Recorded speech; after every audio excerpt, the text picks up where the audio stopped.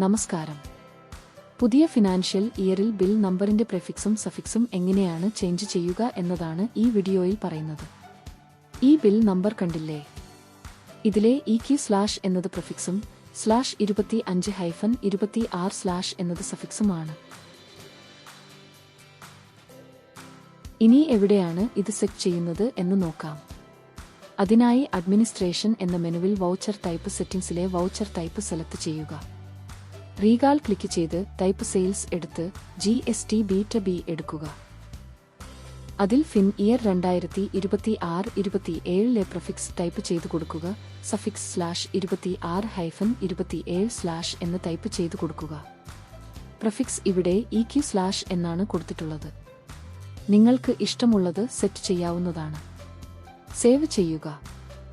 ഇനി ഒരു പുതിയ ബില്ല് എടുത്തു നോക്കൂ. നമ്മൾ സെറ്റ് ചെയ്ത പ്രിഫിക്സും സഫിക്സും ബിൽ നമ്പറിൽ വന്നതായി കാണാം. GST/B സെറ്റ് ചെയ്ത പോലെ നിങ്ങൾ ഉപയോഗിക്കുന്ന B2C ബിൽ ടൈപ്പിലും ഇതുപോലെ സെറ്റ് ചെയ്യേണ്ടതാണ്. നന്ദി.